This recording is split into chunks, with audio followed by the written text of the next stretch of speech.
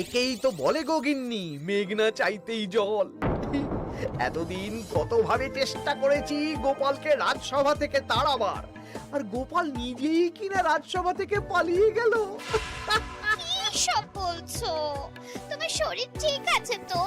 শরীর মন সব ঠিক আছে, তবে গোপালের বদলে কাকে বহাল করা হয়েছে শুনলে তোমার মাথা ঘুরে যাবে।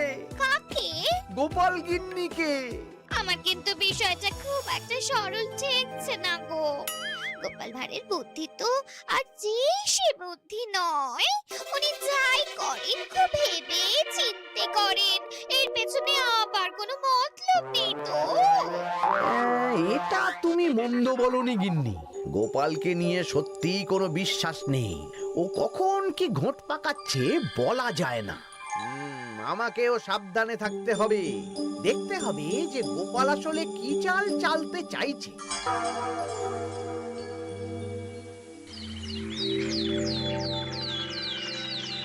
হ্যাঁ গোপাল গিন্নি, এই একটাই প্রশ্ন আমায় সারা রাত ধরে জাগিয়ে রেখেছে।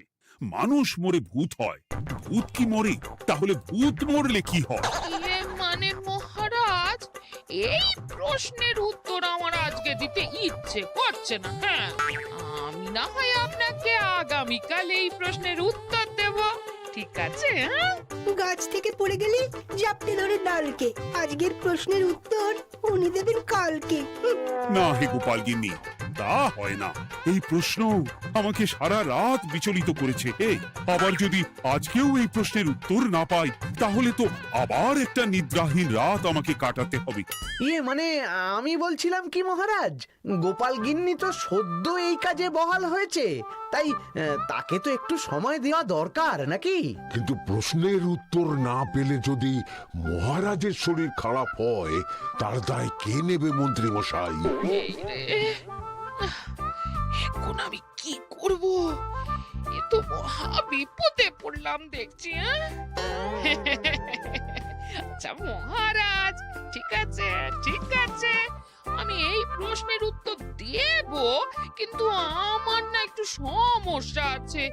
খোলা হাওয়াতে গিয়ে না দাঁড়ালে আমার ঠিক মাথা খোলে না, তাই বলছিলাম।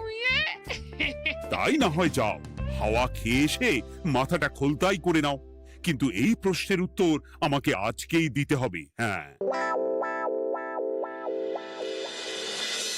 উফ, এই যে কি সমস্যা!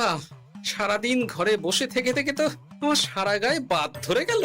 সেই সকালবেলা আমাকে ফলাহার করিয়ে দিয়ে গিন্নি তো চলে গেছে রাজবাড়িতে চাকরি করতে। এদিকে আমার যে পেটে কিচ্ছুটি নেই, তার কি হবে?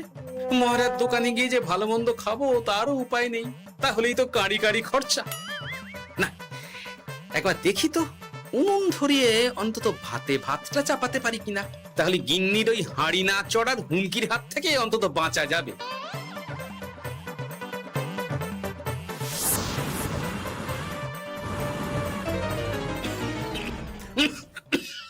ও বাবা গো, ও বাবা, এত কেসে কেসে সোজা শেষ যাত্রা হয়ে যাবে আমার। না, এর চেয়ে না খেয়ে মরাও ঢের ভালো। দেখি তুমি বাড়িতে কেন? এত হাঁপাচ্ছ কেন? ষাঁড়ে তাড়া করেছে নাকি? আরে না গো, মানুষ মরে ভূত হয়, ভূত কি মরে? তাহলে ভূত মরলে কি হয়? খোলা হাওয়াতে গিয়ে না দাঁড়ালে আমার ঠিক মাথা খোলে না। ও, এই হলো ব্যাপার। বেশ, এর উত্তর তোমায় আমি বলে দিচ্ছি। ভূত মরে প্রথমে এক ঝুড়ি অন্ধকার হয়, সেই অন্ধকার হাওয়াতে উড়ে বেড়ায়। এক সময় সেই অন্ধকার পাতলা হতে হতে কুয়াশার মতো হয়ে যায়। ব্যাস, মিটে গেল। ব্যাস, মিটে গেল। যদি রাজা মশাই এই কথা বিশ্বাস না করেন? হ্যাঁ, তুমি হলপ করে বলবে আপনি যখন মরবেন একদম মিলিয়ে নেবেন মহারাজ, এর চেয়ে এক পা এদিক ওদিক হয় না যেন। হ্যাঁ, এই না হলে তুমি গোপাল ভাঁড়। বুঝেছো তাহলে?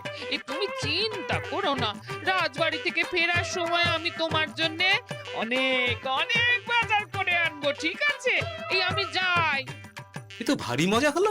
মহারাজ তক্ষুনি প্রশ্নের উত্তর চাইলে গিন্নি এইভাবে সেই রাজবাড়ি থেকে দুধ দাঁড়িয়ে ছুটে আসছে উত্তর জানতে। আমাকে তুমি একটা